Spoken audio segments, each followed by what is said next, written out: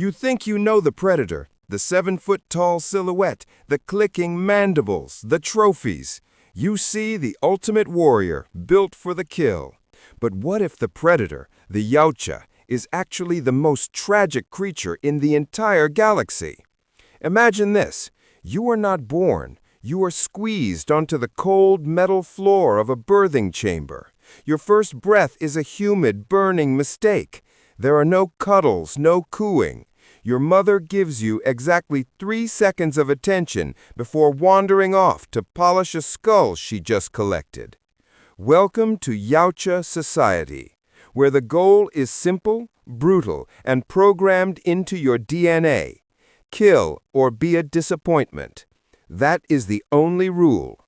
That is why it sucks to be born a super predator. You are a suckling, their fancy word for a screaming, wrinkly meat sack. Your first toys are dull wrist blades. You will stab yourself with them a lot. Your dreadlocks are just sad little nubs, and you look like an angry pineapple with deep trauma. Your playdates involve more green blood than juice boxes. The elders call it building character. It's trauma. It's neglect as a feature, not a bug. At age 7, the training kicks into overdrive. You graduate to the youngling stage. Suddenly, those dull blades get sharper. You are dragged into arenas where scarred veterans beat the absolute snot out of you daily. They call it education. You call it legalized child abuse with extra steps. Your instructor doesn't believe in participation trophies. Mess up a combat drill? That's a backhand that sends you flying across the room. Show weakness? You sleep outside for a week. And the worst part? You finally learn their clicking language, which means you can fully comprehend all the creative ways they're calling you worthless. Their favorite insult is softer than human flesh, the ultimate condemnation in Yautja culture. You spend your childhood learning tracking, stealth, and how to skin prey in under 30 seconds. Nothing says childhood like your instructor critiquing your technique while you're elbow deep in alien viscera. Fast forward a few years, you're a teenager, full of hormones, aggression, and terrible life choices. You're unblooded. You strut around like you own the place, but everyone knows the truth. You're just cannon fodder waiting to happen. Now your instructor can kill you with impunity if you screw up badly enough. Miss a block during sparring? You're dead. Show cowardice during a training hunt? Super dead. You and 15 others live in quarters that smell like a slaughterhouse, all competing for the chance to not die during the eventual blooding ceremony. The blooding is not a celebration. It's a calculated sacrifice, and the elders are literally betting on which of you dies first. You are given armor that is about as acid-resistant as tissue paper, and weapons they probably found at a Yautja garage sale. Why? We'll tell you in a moment.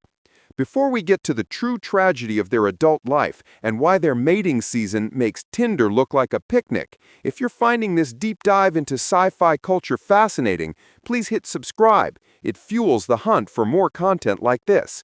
Now back to the brutal hunt. The odds are stacked against you. Maybe 1 in 3 Youngbloods survives their first blooding hunt. You creep through the ancient pyramid. Your heart is pounding so hard you think the xenomorphs can hear it 3 levels away. All those years of training suddenly feel about as useful as a chocolate teapot. Your partner freezes up. He dies. His last word is a gurgling click that probably translates to, "Mommy." You kill yours through sheer panic. You break off the dead alien's finger. The acid burns as you mark your forehead with your clan symbol. Congratulations! You're officially an adult. Your prize? Not dying yet. But here is the true tragedy of the adult Yautja life. The hunt is not the hardest part. The politics are. You need territory. Every decent hunting ground is already claimed by someone bigger and meaner than you. Challenging for territory means fighting another Yautja.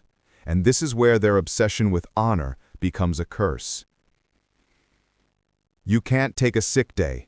You can't even limp without some ambitious Youngblood seeing their shot at glory. You spend your life looking over your shoulder, waiting for the challenge that will finally take your skull. And then there's mating season. As romantic as you'd expect from a species that considers decapitation an art form. Female Yautja are bigger, stronger, and way more aggressive than the males. Courtship involves violent displays of dominance that make MMA look like ballroom dancing. You only get noticed if you have an impressive trophy collection and defend your territory. If you successfully mate, you will never see your offspring. They are the female's problem now. You just contributed some DNA and went back to your lonely existence of hunting. Father's Day must be really awkward on Yautja Prime. Years pass. You rack up trophies. You become an elder. But age comes for everyone. Your reflexes slow. Your strength fades. Those old hunting injuries start acting up every time the weather changes. Younger predators start eyeing your territory like hungry wolves.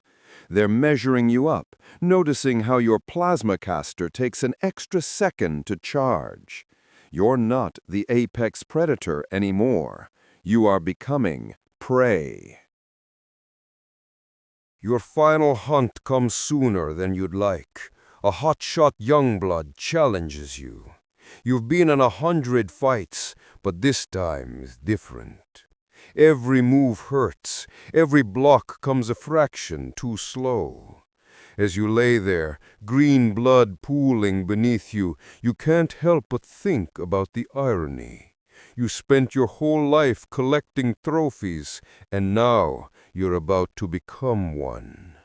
The Yautja life doesn't even have the decency to make it quick. He's savoring his victory, already planning where he'll mount your skull. So, is the Yautja life tragic? Absolutely. It's a life defined by violence, neglect, endless competition, and an inevitable brutal end at the hands of your own kind. You don't die peacefully in your bed. You die with your boots on, becoming a macabre wall decoration, the ultimate trophy of your own merciless culture. What is the single most terrifying aspect of the Yautja life? Comment below. Is it the Youngblood training or the lonely death?